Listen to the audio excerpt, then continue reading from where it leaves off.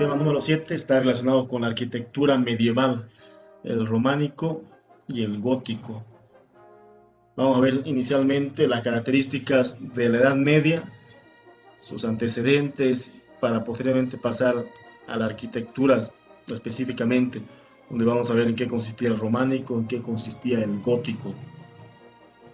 Los objetivos: describir los antecedentes y hechos históricos para el surgimiento del feudalismo en la Edad Media.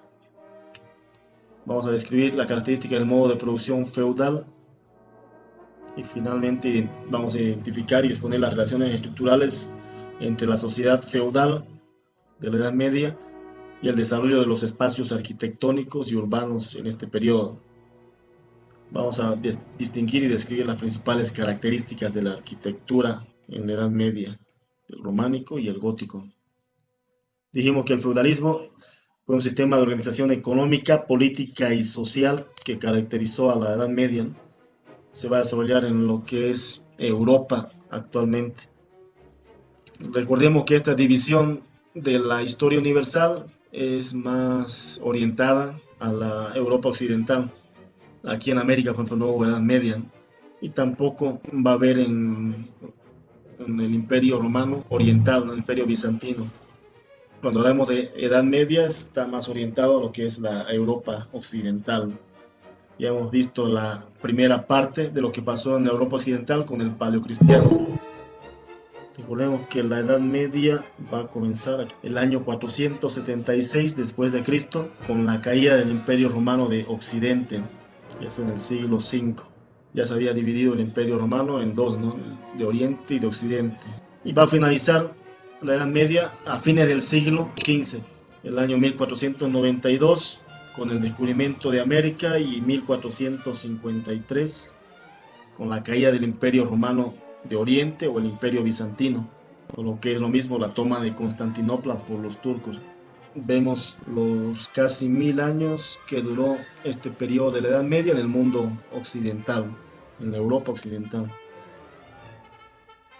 La Edad Media, o esta Edad Media en la Europa occidental, se va a dividir en Alta Edad Media, de los siglos 5 al 11 más o menos, una época caracterizada por las invasiones de los pueblos bárbaros o germánicos del norte, y la Baja Edad Media en los siglos 11 al 15, que va a ser específicamente ya la época feudal, después de que terminaron todas estas invasiones bárbaras. Entonces, en la Alta Edad Media, fines de la Alta Edad Media, vamos a ver el estilo románico, y en la Baja Edad Media ya se va a caracterizar por el empleo del estilo gótico. ¿En qué consistía el modo de producción feudal ya dentro de lo que es la Edad Media de la Europa occidental? Se va a desarrollar en Europa durante la Edad Media, es una de las características. Van a surgir los feudos, que eran grandes extensiones de tierra, ¿no? Cuando hablamos de feudos, hablamos de tierra. Y dentro de esos feudos existía un señor feudal, que era el dueño de esas tierras, y los siervos, que eran los que trabajaban en los feudos. La relación que había entre el señor feudal y los siervos eran de tres tipos, ya les decía. La relación de trabajo, cuando el siervo paga al dueño con su trabajo, es decir, iba a trabajar en la tierra del señor feudal. Pero también había una relación de especie, cuando el siervo pagaba al dueño con parte de lo que cosechaba en su parcela. Aparte de ir a trabajar a las tierras del señor feudal, trabajaba en sus tierras y parte de su cosecha también se las daba. Y también había una relación de dineros. Entonces, aparte de darle parte de su cosecha, le pagaba como una especie de tributo resultante de la venta de los productos en el mercado, ¿no?, que hacían los campesinos. Entonces vendía parte de su cosecha y de esa plata que ganaba tenía que darle al señor feudal. Este era un sistema de producción de base agrícola y artesanal, por lo tanto no va a haber mucho comercio. Lo más de comercio que había era un intercambio de productos en los mercados dentro de los feudos. Entonces no había ese comercio que caracterizaba, por ejemplo, a los romanos y a la Grecia antigua. Toda esta producción agrícola va a ser de autoconsumo, se llama por eso de autoproducción y autoconsumo. O sea, todo lo que se producía era para el propio consumo de los habitantes. Va a haber un realce de los talleres artesanales, ahí surgen los gremios o asociaciones de artesanos. Va a haber una ausencia del poder central, y todo el poder se va a concentrar en la figura del señor feudal. Los feudos eran autosuficientes económica y políticamente. Hemos dicho que los reyes no van a tener mucho control de todo este territorio, por lo tanto, los señores feudales van a ser como reyes al interior de estos feudos, van a ser independientes económica y políticamente. Y una característica principal va a ser el predominio del cristianismo y la iglesia católica dentro ya de esta Europa occidental, ¿no? En el tema 6 vimos cómo iba surgiendo el cristianismo y cómo lo adoptan los romanos como religión oficial. Aquí se va a consolidar ya el cristianismo y en base a ese cristianismo van a surgir las edificaciones que van a representar este periodo. Van a ser más idealistas, es decir, no existe mucho desarrollo en las ciencias y en el arte. En el siglo III el Imperio Romano seguía abarcando inmensos territorios, casi abarcaba toda Europa, la Europa occidental, incluso llegaba hasta Asia Menor, ¿no?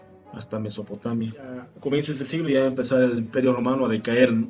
Y Teodosio va a tratar de frenar esa decadencia del imperio dividiendo entre sus hijos todo el Imperio Romano.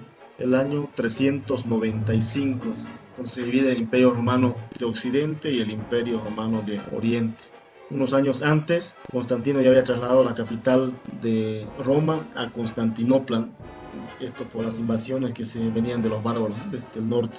Algunas causas de la caída del Imperio Romano, la decadencia, van a ser las plagas que va a diezmar la población, la corrupción en los servicios públicos, la preponderancia de Roma sobre el resto del imperio, justamente por eso le decía que se va a trasladar la capital, ¿no?, de Roma a Constantinopla, la inflación y el desempleo, la crisis en el ejército y dentro de las causas externas van a ser las invasiones de los pueblos bárbaros germánicos, principalmente del norte, visigodos, ostrogodos, vándalos, hunos, francos, lombardos, entonces todos se van a ir a todo este territorio de la Europa occidental.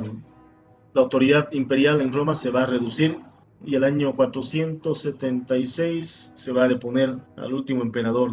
Eso va a provocar el fin del Imperio Romano de Occidente, que va a quedar fragmentado en pequeños reinos dentro de la Europa occidental. Pero ¿qué fue del Imperio Romano de Oriente? Ya dijimos que este imperio, llamado también bizantino, va a sobrevivir un milenio más. Justiniano I va a conquistar Italia el año 550 después de Cristo y todo el territorio bizantino va a abarcar incluso la región de Italia, el norte de África y parte de Asia Menor. Pero en la parte occidental de Europa van a haber también algunos cambios en relación a la invasión de los árabes a Europa. Estamos viendo cómo comienza el feudalismo. Primero con la decadencia del Imperio Romano, que va a dar fin o va a dar inicio a la caída del Imperio Romano de Occidente. Después de ello van a haber invasiones de los árabes a Europa.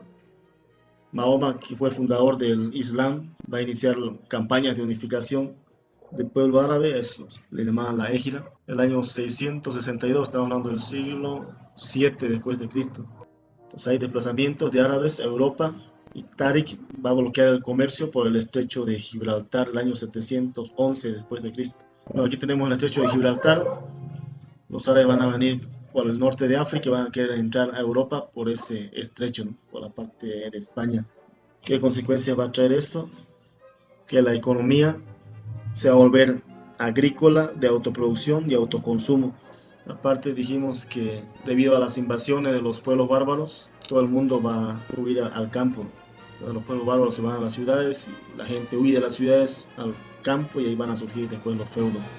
Los árabes van a cruzar los Pirineos para llegar donde los francos, y ahí quien los detiene va a ser Carlos Martel, uno de los reyes francos, ¿no?, en la batalla de Poitiers en 732, estamos en el siglo 8 después de Cristo. Por lo tanto, los árabes van a regresar al sur de España y ahí se van a quedar hasta 1492. Y la parte occidental es la que vamos a detallar ahora, ¿no? Entonces, Carlos Martel, quien detuvo a los árabes en los Pirineos, va a iniciar la dinastía carolingia después de vencer a los árabes en 732 en la batalla de Poitiers. Los principales representantes de esta dinastía carolingia van a ser justamente Carlos Martel. Antes se les ponían nombres a las personas en relación a sus características, ¿no? Que era Carlos Martel, era por el martillo. El hijo de Carlos Martel va a ser Pipino el Breve, breve porque era de baja estatura, ¿no? Y el hijo de Pipino va a ser Carlos Magno. Magno es como alguien grande, ¿no? Carlos el Grande, pues, ¿no? Justamente Carlos Magno el rey de los francos, el último rey de los francos, va a conquistar los territorios antes ocupados por los romanos. Él va a restaurar todo el imperio romano, pero le va a dar un carácter cristiano. Ya los romanos se habían convertido al cristianismo. Después vinieron los bárbaros, que van a adoptar aquí ya, en base a la restauración de Carlomagno, también la religión cristiana como base. Todo este territorio va a estar abarcado por el dominio de Carlomagno, y él le va a llamar el Sacro Imperio Romano Germánico. Carlomagno se va a aliar con la Iglesia Católica y va a ser coronado por el Papa el año 800 después de Cristo, inicio del siglo IX. Se va a hacer nombrar emperador de Occidente y rey de los lombardos. Entonces había una alianza con la Iglesia Católica, con el Papa. Para el control y la administración de su extenso territorio, Carlomagno va a dividir toda esta región en marquesados, en ducados y en condados. De ahí los nombres, ¿no?, de los marqueses, los duques y los condes. Son títulos de la nobleza en base a los territorios que dominaban. Carlomagno va a morir el año 814, en el siglo IX. Le va a suceder después Ludovico Pío, que con el Tratado de Verdún va a dividir todo el imperio carolingio que dejó Carlomagno entre Carlos el Calvo, Lotario y Luis el Germánico. Entonces así va a empezar la fragmentación de toda la Europa occidental. Después de esta división del imperio carolingio, van a venir las segundas invasiones bárbaras, que comenzaron en el siglo VI hasta el siglo II incluso. Debido a estas invasiones bárbaras, la población se va a desplazar de la ciudad al campo, como les decía. Entonces todas las ciudades que hicieron los romanos van a quedar prácticamente vacías. De ahí la gente se va a ir al campo buscando protección de los señores feudales. Por lo tanto, la economía y la población se va a ruralizar. Y a partir de ahí va a surgir la Europa feudalizada, que va a adoptar la misma organización de Carlomagno, en marquesados, ducados y condados.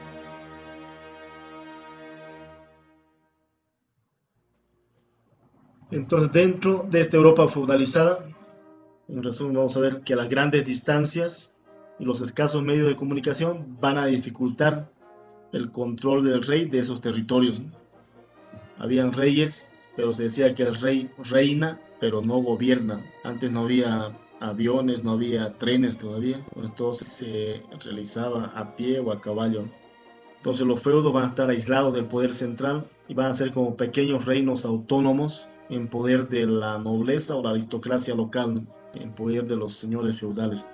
Europa se fragmenta en feudos debido a estas invasiones bárbaras, pues se va a quedar la población en el campo, y debido al bloqueo de la ruta comercial por los árabes, ¿no? ¿Se acuerdan, no?, que se van a bloquear los árabes por la parte sur de España, y luego en la parte asiática también van a bloquear, ¿no?, el comercio. Toda la población que se fue al campo va a producir solamente para subsistir, ¿no? Como se fragmentan feudos, a eso se le va a llamar feudalismo.